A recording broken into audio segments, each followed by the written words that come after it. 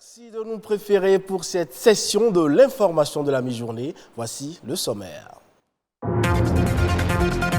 Dans de nombreux pays, le 14 février est considéré comme étant la journée de l'amour. Il a d'ailleurs été célébré par de nombreux couples à Cotonou. Retour dans cette édition sur ce qui s'est passé durant la nuit de la Saint-Valentin. Et même si l'amour est le cœur même de cette fête, la Saint-Valentin représente un véritable enjeu commercial pour les promoteurs d'hôtels, de bars et de restaurants.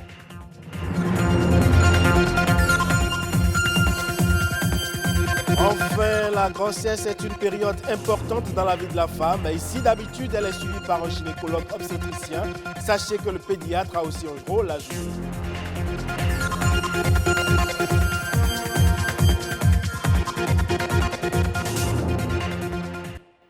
À nouveau, bonjour. À l'occasion de la fête de la Saint-Valentin célébrée vendredi dernier, la tradition veut que les couples se renouvellent leur amour. Certains ont reçu des cadeaux ou des fleurs et d'autres étaient au restaurant, vêtus de blanc et de rouge au détour d'une soirée spéciale. Entre cocktails chaleureux et glamour, la nuit de la Saint-Valentin, c'est un reportage signé Perspective Tossa.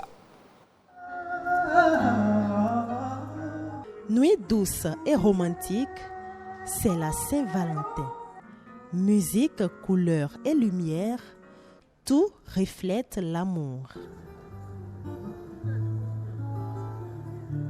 1000 façons de dire je t'aime et 1000 façons de célébrer ce jour. Virgile est ingénieur, mais cette nuit, il est Cupidon. Avec Armande, ils ont concocté un menu à l'image de leurs années de mariage. Je suis avec madame, on prend du bon temps.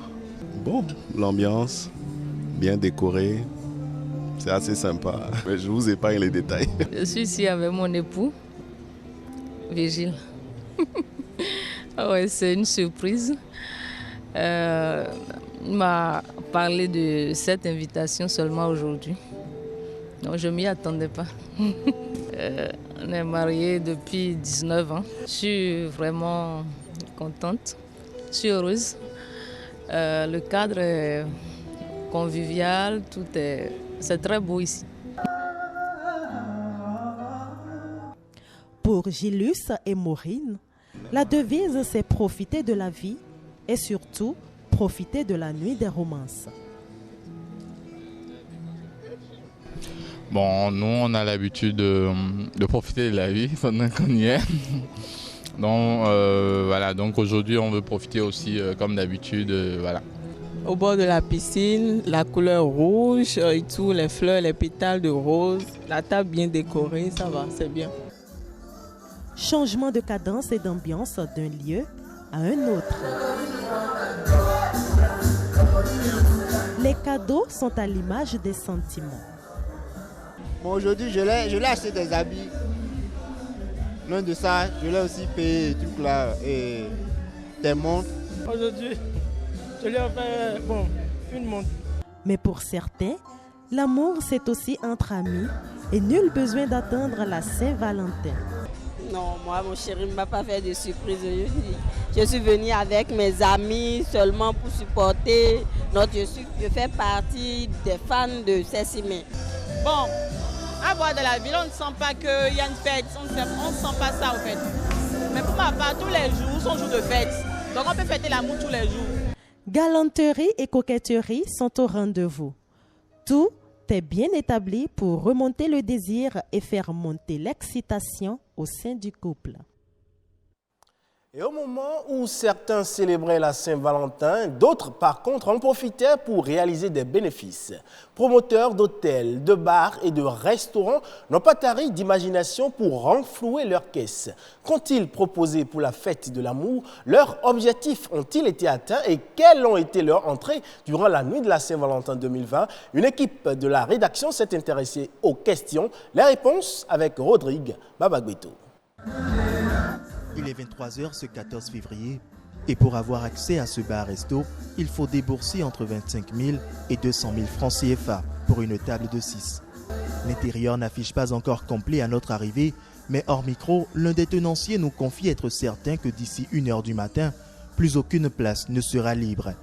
30 minutes après notre arrivée, Plus de places de 25 000 francs de disponibles. Dans cet espace de 300 places, le profit dispute avec l'amour la place de maître cette nuit de la Saint-Valentin. Les recettes promettent d'être bonnes et les tenanciers comptent bien rentabiliser tout ce qui est investi. Pour cela, pas de pause pour une interview. Dans la cuisine, il y a du pain sur la planche. Stéphane est certain que le chiffre d'affaires habituel pour le restaurant va doubler rien qu'en cette nuit. Ça se passe très bien. Nous avons des commandes, c'est beaucoup plus que d'habitude. Aujourd'hui, nous espérons plus vendre jusqu'à 400 000 pour la Saint-Valentin en fait, et non pour se retrouver à 200 000.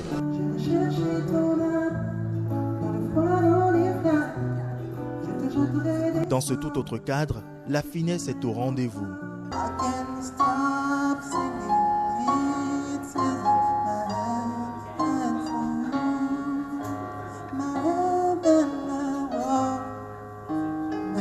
Il faut être présent pour sentir l'amour qui plane dans l'air. Pour un accueil des plus majestueux, aucun détail n'échappe. Tapis rouge dressé, tout couple est reçu comme un roi et a droit à un cadeau contenant plusieurs bons. Dans cet hôtel, les tables et même la piscine n'ont nul autre choix que d'accepter le rouge. On a prévu, comme vous voyez autour de vous, de la décoration très romantique qui vous appelle à inviter une dame à manger, peut-être chez nous ce soir, à dîner chez nous. On a prévu un menu de 5 courses, 5 plats que notre chef tunisien nous a concocté. Moi, j'aimerais bien avoir une cinquantaine de clients à peu près, donc 25 couples, puisqu'on sait très bien que c'est pas un mariage, c'est simplement un dîner romantique. Ça doit être un petit peu tranquille, un petit peu lent pour que les gens puissent parler et célébrer ensemble leur vie future ou leur vie présente. Un véritable harem pour amoureux où la tranquillité a aussi son coût. 50 000 francs CFA donnent droit à un dîner au menu Valentin. Mais pour bien plus, il faut débourser au-delà de cette somme. Les personnes qui désiraient prendre une nuit, on va dire romantique chez nous, pour simplement 130 000 francs CFA, vous avez la chambre, le repas pour deux, le petit déjeuner, l'accès à la piscine, à la gym, tout ça compris. Il y a 4 voitures à gagner ce soir pour aller faire un séjour d'un week-end à Accra, à Nairobi, à Kampala ou à Zanzibar. 14 février, une date pour qui désire exprimer l'intensité de sa flamme et qui veut faire du profit, entretenir son portefeuille client et faire de bonnes recettes. Chacun y va selon ses objectifs. On change à présent de registre pour parler environnement. Les mangroves font partie de la diversité très utile des zones humides. Pour leur sauvegarde, certaines organisations de la société civile ont procédé au reboisement de la zone humide de Djegbadji. Un reboisement en mangrove d'une espèce toute particulière. Le point. Ici, nous sommes en face de l'espèce Avicennia germinans. C'est l'une des espèces phares de mangrove.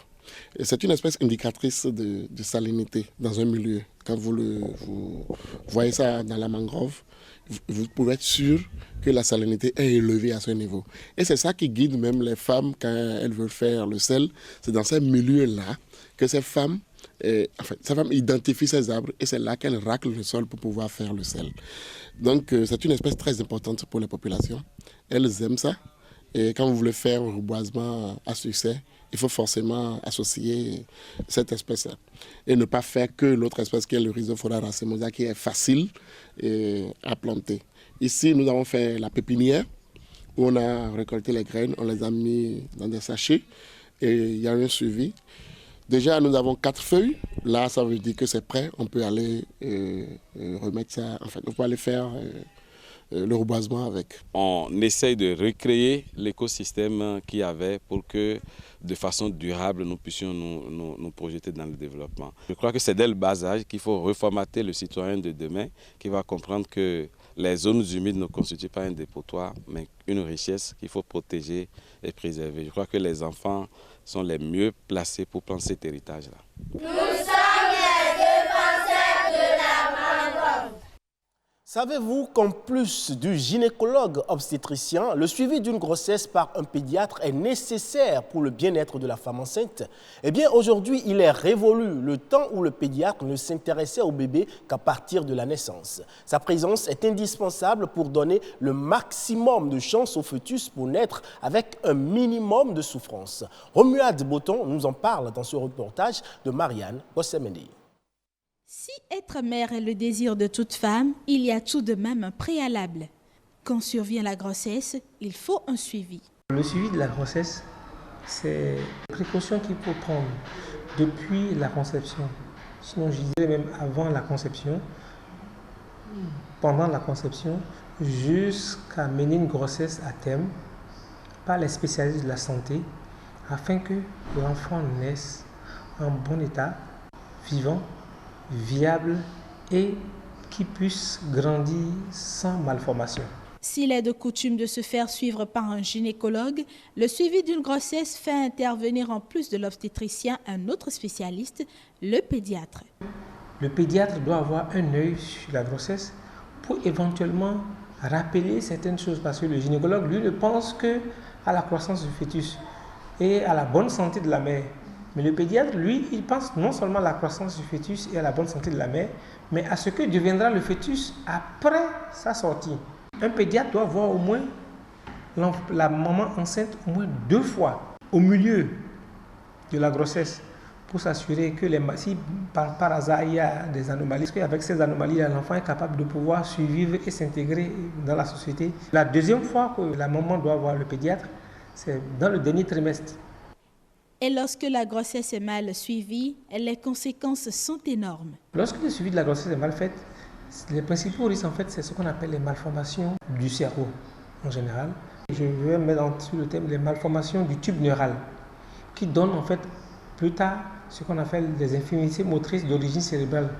Et donc, cet enfant va naître apparemment bien portant, et puis, au cours de son développement, comme une malformation qui est déjà là, la malformation va commencer par progressivement se mettre en place. Ces malformations peuvent toutefois être évitées avec quelques mesures. D'abord, il faut préparer l'utérus. Parce que c'est l'utérus qui doit... Si tu es une femme qui fait des infections à répétition, il faut que tu te soignes. Dans le dernier trimestre de la grossesse, il faut toujours faire ce qu'on appelle une échographie. Avec le gynécologue, toujours faire une échographie pour voir s'il n'y a pas de malformation déjà là et pour voir s'il n'y a pas de possibilité de pouvoir rattraper quelque chose. Deuxième chose, il faut que le pédiatre voit pour dire s'il y a une malformation, qu'est-ce que je peux faire? Et la dernière chose qu'il faut faire et qu'on ne fait pas souvent sous nos cieux, c'est de faire ce qu'on appelle un prélèvement vaginal. Avant que la poche des os ne s'ouvre, faire juste un prélèvement vaginal et aller analyser pour savoir quel type de germe est déjà dans la flore qui puisse être notif pour l'enfant qui va traverser cette filière. L'enfant est le socle de la famille et de la société. Pour son bon développement et pour le bien de tous, un bon suivi de la grossesse par le tandem gynécologue-pédiatre est de mise. Et c'est la fin de ce 12h45. Merci pour votre aimable attention. Le prochain rendez-vous de l'information, c'est à 19h45.